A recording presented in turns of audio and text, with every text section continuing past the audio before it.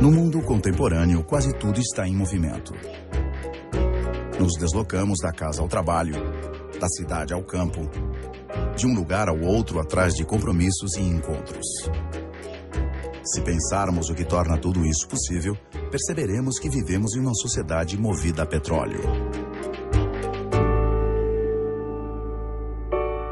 Mas para chegar até as nossas vidas, o petróleo precisa circular pelo mundo. Qualquer crise de abastecimento afetaria nosso cotidiano de forma brutal. O petróleo, assim como nós, não pode parar.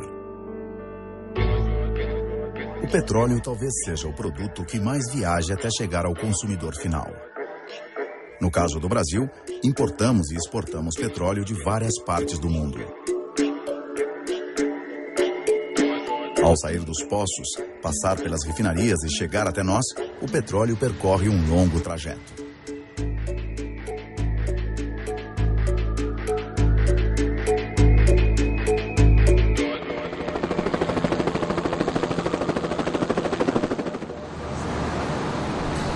Quando a gente produz o petróleo da formação, o petróleo vem em 3 fases, né? Só que são 3 fases emulsionadas, ou seja, vem gás, óleo e água. O óleo, para ser vendido, tem que estar com a qualidade dele, com BSW, né? Que é os sedimentos básicos e águas dissolvidos nele, menor do que 1%. Então o processo consiste em quê? Em purificar o nosso óleo, deixar como óleo só o que é óleo, retirar qualquer sedimento que venha no óleo, areia, água, e vender óleo puro. E o tratamento da água se restringe aqui a preservar o meio ambiente nas costas brasileiras. Então a gente transforma a nossa água numa água cristalina e pura, em condições de ser devolvida ao mar. Isso é uma mini refinaria. É uma refinaria bem básica para ver o primeiro tratamento do óleo, que é para a gente deixar ele em condições de transferir esse óleo para a refinaria, propriamente dito, que ficam em terra. O óleo vai das plataformas para as refinarias através de gigantescos dutos, que podem ter algumas centenas de quilômetros de extensão sob o oceano. O Brasil é inteiro entrecortado por uma teia dutoviária. São as estradas por onde o petróleo circula dia e noite. E é através desses dutos que a produção de petróleo em terra também é escoada. Já no caso das FPSO, antigos petroleiros transformados em plataformas capazes de produzir e armazenar petróleo, o óleo pode ser transportado também por petroleiros, os chamados navios aliviadores. A gente está fazendo aqui agora a operação de transferência do petróleo que estava armazenado no nosso navio para o navio aliviador. Está passando por ali agora aproximadamente 5 milhões de litros de petróleo por hora.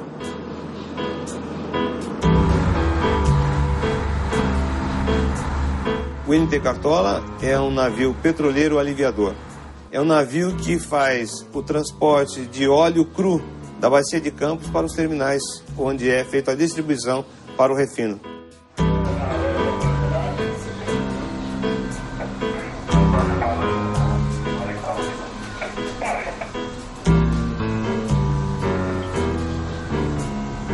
Esse é o equipamento mais importante que nós temos a bordo, porque é o equipamento que mantém o Cartola na posição durante o carregamento no FPSO ou plataforma. Por que ele é importante? Porque o navio fica muito próximo, então ele fica sujeito às variações de tempo e tem que ficar naquela posição, senão ele pode se aproximar e causar um acidente. O petróleo envolve certos riscos. Ele é inflamável, ele produz gases e precisa de equipamentos adicionais para dar uma proteção do seu transporte. A embalagem do transporte, no caso do petróleo, é o próprio casco. Para vocês terem uma ideia, se eu abrir um desses acessos, eu já tenho contato visual com o óleo.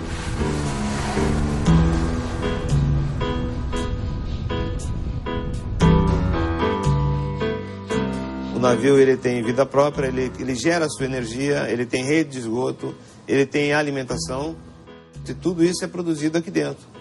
E ele trabalha 24 horas, o navio não para. Então a função primordial do comandante é administrar tudo isso aí. Estes grandes navios, os petroleiros, são responsáveis pelo transporte de quase a totalidade do petróleo produzido no mundo. É a bordo dessas cidades flutuantes que o petróleo circula pelo planeta. Não é difícil imaginar que a construção de um petroleiro envolva dimensões assustadoras.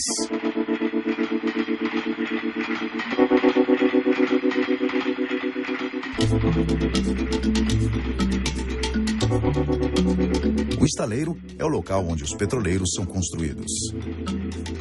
São nessas oficinas gigantes que também são construídas as plataformas e onde ocorre a transformação dos antigos petroleiros em FPSO.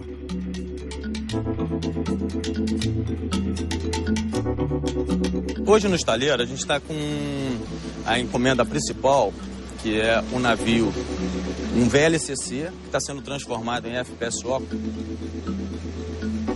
Este navio aqui é um FSO, um pouco diferente do FPSO. Ele não tem unidade de produção em cima. Ele é usado para estocagem de petróleo no mar. Ele fica parado no mar, ligado a uma plataforma de produção, absorvendo todo o óleo para ele. E vem um outro navio aliviador que liga nele para tirar o óleo.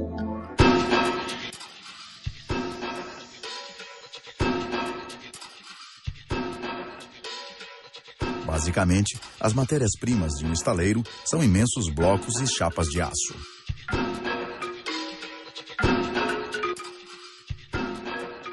Esses blocos, fazendo uma comparação ao jogo de Lego, a gente poderia compará-lo com peças de Lego. Você compõe esse bloco, que seria uma peça do Lego, e o somatório desses blocos, você compõe um navio.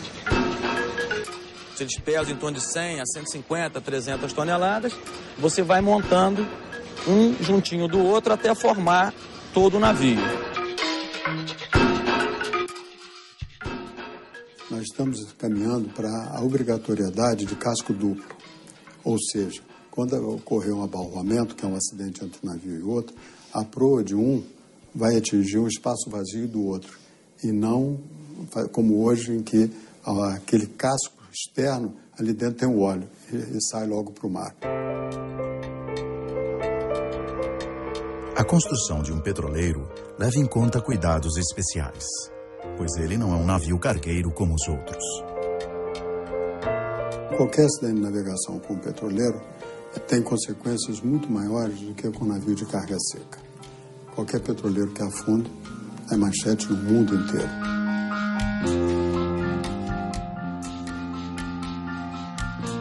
O petróleo é um produto perigoso no manuseio, ele é agressivo ao meio ambiente, é um produto caríssimo. Então, perder petróleo tem um impacto ambiental e tem um impacto econômico também. Um acidente com um petroleiro pode se transformar em um desastre ecológico. E é por isso que várias equipes são treinadas para evitar e combater essas tragédias.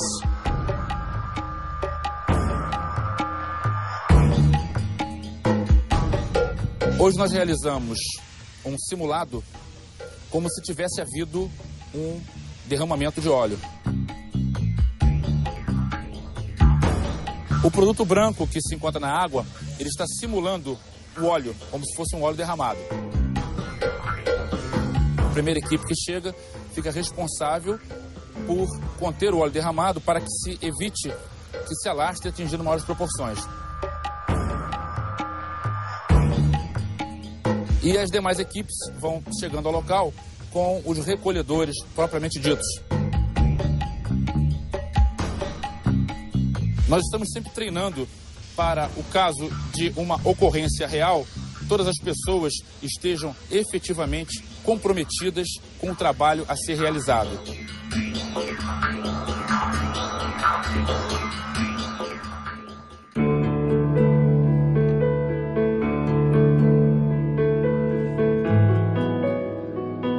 O petróleo ainda está longe de terminar a sua viagem. Ele ainda vai percorrer um longo caminho até as refinarias. E sua primeira parada é nos terminais de recebimento. No momento, nós estamos aqui, fundeados em São Sebastião, aguardando para a atracação nesse terminal, onde vai haver a descarga do óleo que nós estamos trazendo das plataformas.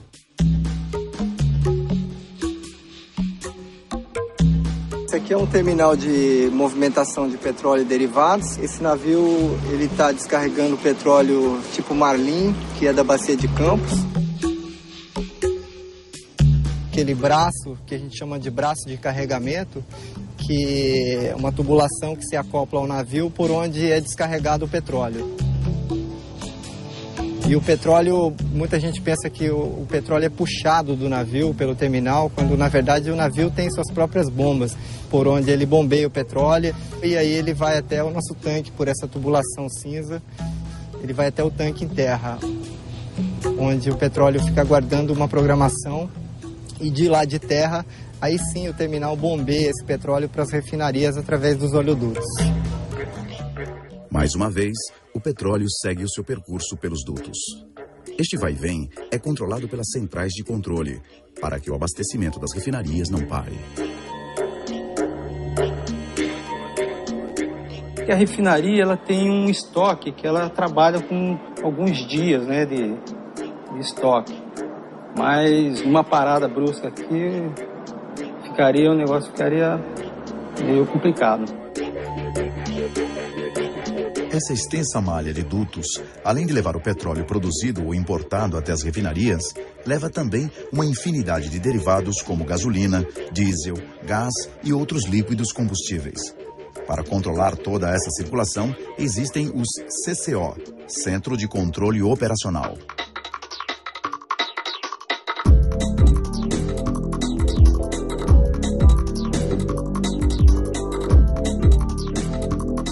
Eu estou parando um duto, o Osrio, né, que ele liga 12 refinarias, a Revap e a Reduc. A gente está operando malhas de dutos num centro de controle que fica no Rio de Janeiro e a gente controla dutos hoje que vai até Brasília, né?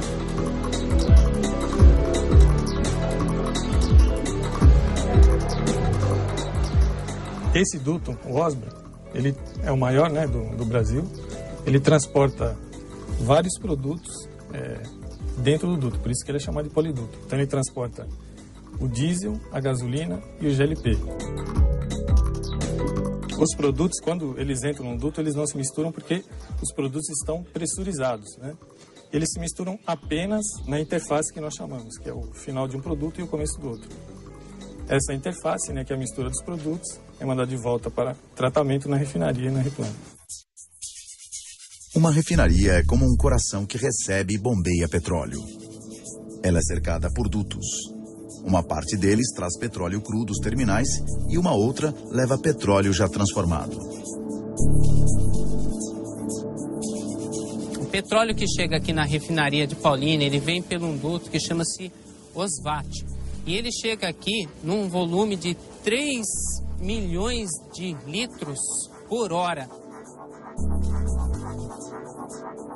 Nosso petróleo chega, ele passa ali por algumas válvulas controladoras e posteriormente ele segue para esses tanques aqui, onde ele é armazenado, analisado e posteriormente vai para as unidades de processamento.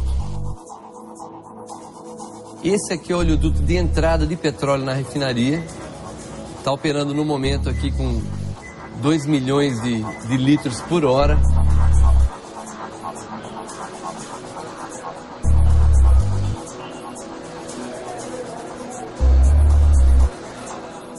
É impensável a gente imaginar isso aí chegar por caminhões, porque a nossa vazão aqui de recebimento é uma vazão meio grande aí, para a gente pensar esse recebimento de caminhões.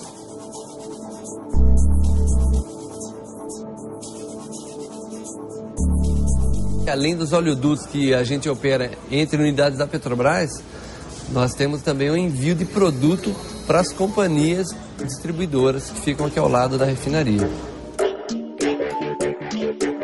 Quando os derivados de petróleo saem da refinaria, começa o que chamamos de distribuição. Nessa fase, os derivados devem chegar até os pontos de venda e depois ao consumidor.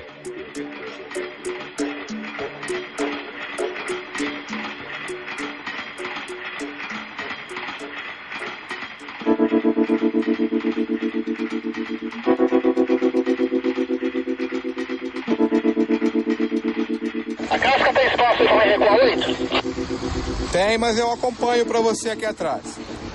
Beleza, então vem recuando para nós aí, Rubinho. Isso é uma transferência de produto da companhia, por exemplo, a Ipiranga, a Shell, a EF, a BR, carregam aqui e transferem esse produto para as bases dela, Bauru, Rio Preto, São José do Rio Preto, Campo Grande. Porventura parar isso aqui, acho que um dos problemas maiores é o grande fluxo de caminhões que vai aumentar nas estradas, né?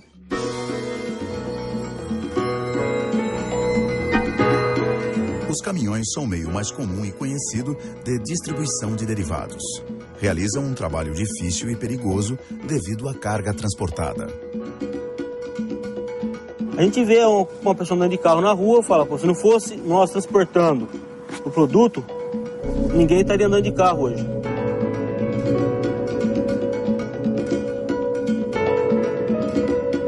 Por esse caminho, os combustíveis chegam até os pontos de venda e os consumidores. Existe um outro combustível que percorre um caminho diferente: o gás natural.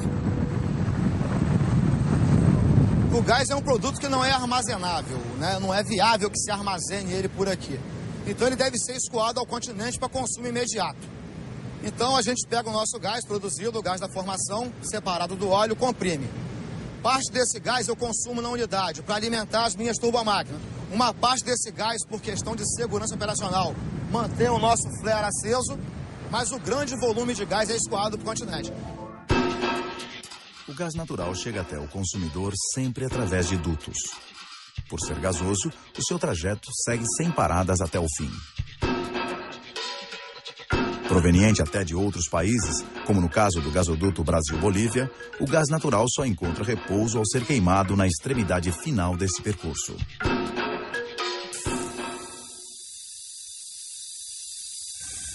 O gás ele é proveniente aqui da Comgás de 3 fontes de abastecimento, né? Ele pode vir da Bolívia, pode vir da Bacia de Campos, no Rio de Janeiro, e pode vir também da Bacia de Santos. Então são 3 fontes de suprimento. Ele vem com uma pressão altíssima, né? Então essa pressão, quando você vai fazer a distribuição dentro da cidade, você tem que reduzir essa pressão. Então o gás está sempre em movimento, ou seja, ele sai lá dos campos de gás e vem até o consumidor sempre em movimento. Então esse ruído é característico de uma estação dessa. Uma das pontas finais desse percurso são os postos de abastecimento. É aqui que um dos usos mais promissores do gás natural encontra lugar: o uso como combustível de veículos, pois além de menos poluente, ele é muito mais barato.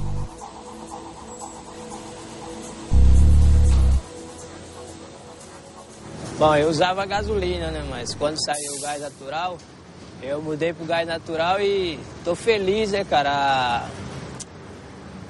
A economia é muito boa, né?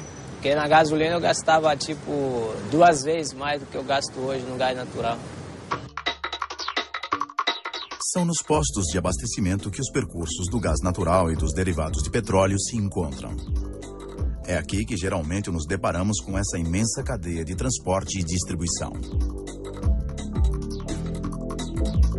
É a imagem do posto que representa para a gente a empresa de petróleo. A gente não imagina tudo o que está ali por trás e quanta gente que está trabalhando e quanto investimento que existe, quanto cuidado que existe para que o produto chegue lá dentro da especificação e que não falte o produto lá, porque não basta o produto ter qualidade, ele tem que estar lá na hora certa.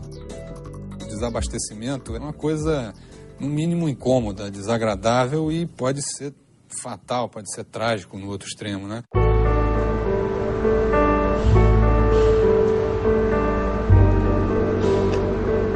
Nós temos uma frota de mais de 15 milhões de automóveis, mais de 5 milhões de caminhões, ônibus, tratores. Todos esses veículos usam derivados de petróleo, seja diesel, seja gasolina. Isso dá um total de mais de 60 bilhões de litros ano, que são distribuídos numa rede muito extensa de bases de distribuição, postos de gasolina. Para você ter uma ideia, nós temos no Brasil 28 mil postos de gasolina e mais de 70 mil pontos de venda de GLP. Os combustíveis chegam nos mais diferentes lugares por todo o Brasil.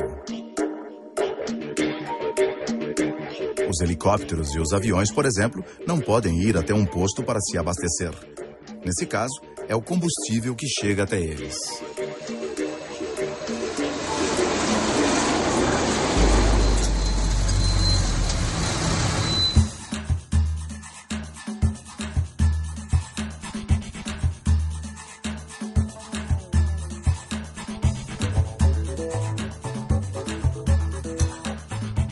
Esse combustível, ele chega até aqui, nesses pontos de abastecimento, chamados PIT, ou hidrantes, né? Vem de um depósito localizado ao lado desse aeroporto, e ele vem através de tubulações pressurizadas.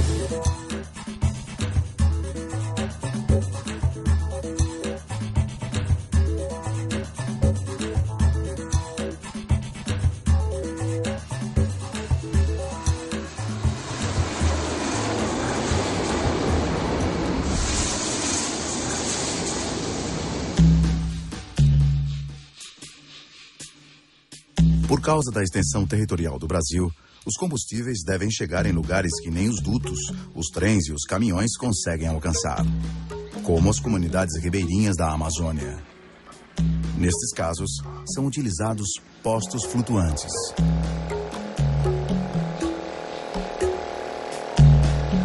A gente precisa muito dos postos de combustível aqui para a gente poder viajar daqui para Venezuela, para o Rio Alpes, Rio Chié. É muito importante esses flutuantes na beira. É mais fácil, porque o cara abastece já dentro da voadeira ou então dentro do barco, já no tambor. Né?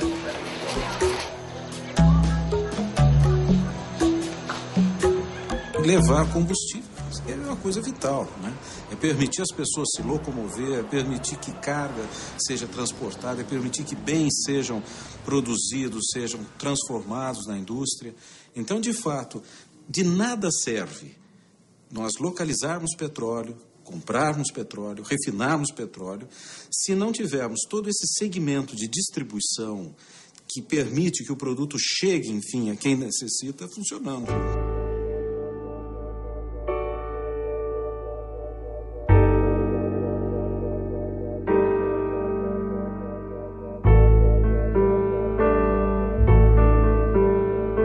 Nós já sabemos que o petróleo é um produto muito nobre para ser queimado do jeito que nós estamos queimando. Cada vez mais estamos queimando o petróleo, cada vez mais estamos exaurindo esses recursos, que eles não são renováveis. O petróleo é usado essencialmente hoje para a produção de energia e transporte.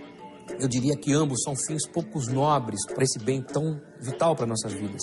A minha impressão é que, no futuro, o petróleo será usado mais para a indústria petroquímica, farmacêutica, e o transporte passará a ser muito mais movido a fontes alternativas, como a biomassa ou a célula combustível, que é o hidrogênio, digamos, substituindo o petróleo, por ser menos poluente, por ser mais abundante e por ser uma riqueza que pode ser substituída.